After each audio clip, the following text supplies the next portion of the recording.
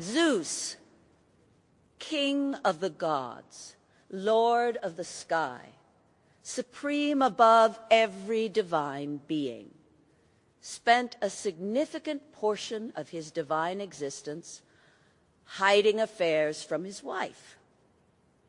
He turned himself into a snow-white bull to seduce a Phoenician princess. He disguised himself as a swan. He shape-shifted into mortal men, into golden rain, into anything that would work. And when his wife Hera found out, which she always did, she didn't punish Zeus, she punished the women.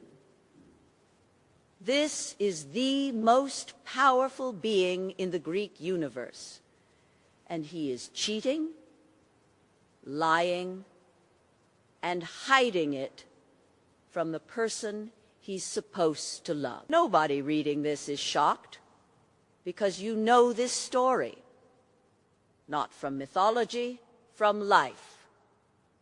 The Greeks built their gods out of the exact same material human beings are made of: desire, jealousy, pride, vindictiveness, occasional cowardice, and the persistent tendency to want things you're not supposed to want.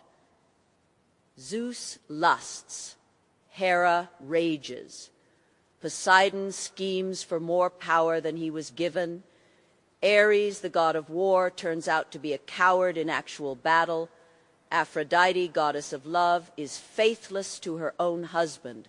Not one of them is perfect. Not one of them pretends to be. And that's the argument. Because the gods we replaced them with demand something the Greeks never demanded from anyone: that you perform a goodness you don't actually possess. The Greek gods looked down at humanity and said, yes, we know. We're doing it too. When was the last time a god gave you that much credit? Every major religion that came after the Greeks built its divinity around perfection. God is omnipotent, omniscient, perfectly just, perfectly good, incapable of error, beyond temptation, unbothered by desire. And then it asks you to try to be like that.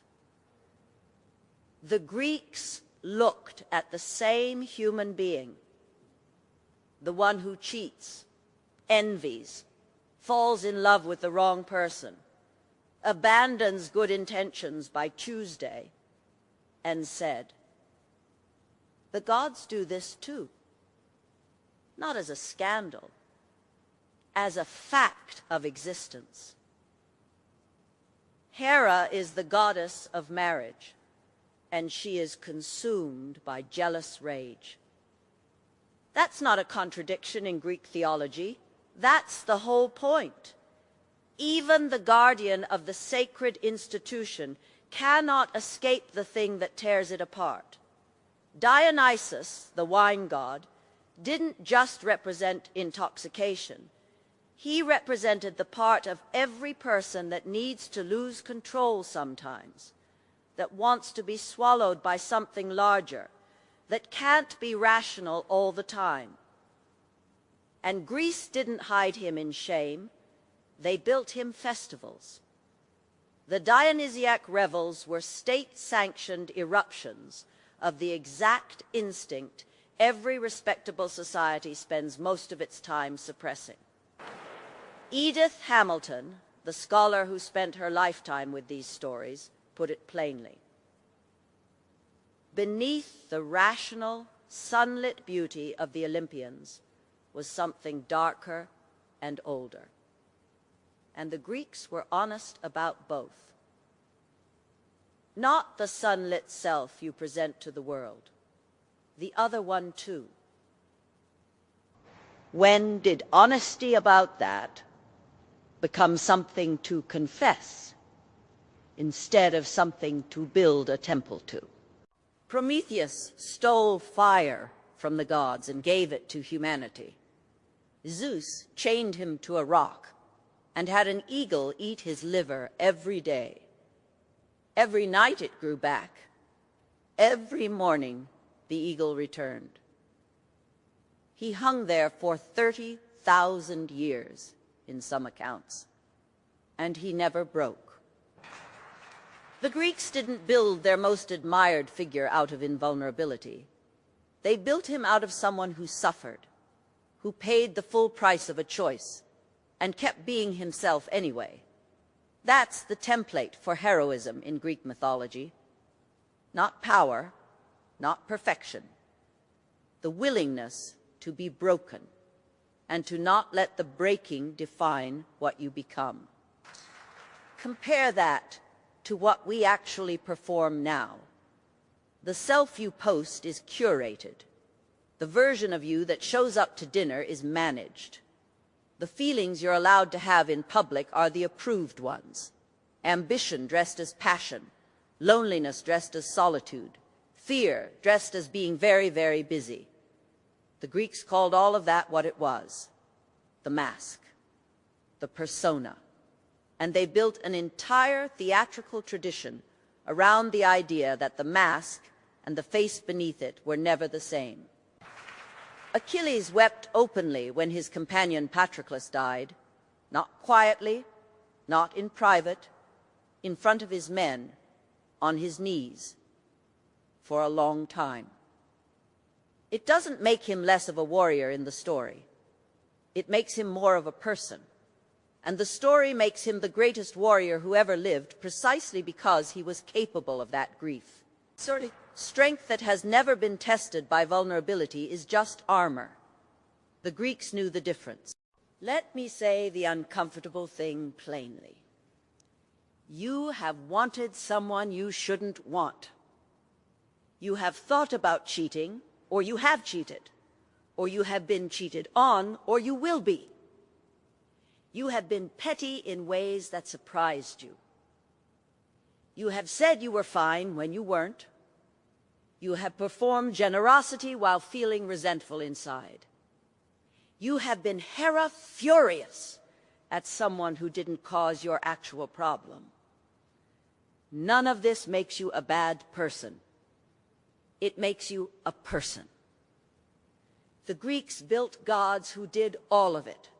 And the stories they told weren't warnings, they were recognitions.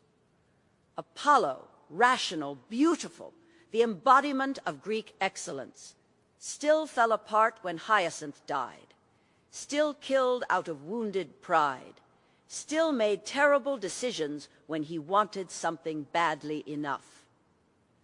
The most admired god in the entire pantheon, and fully recognizably human in his worst moments.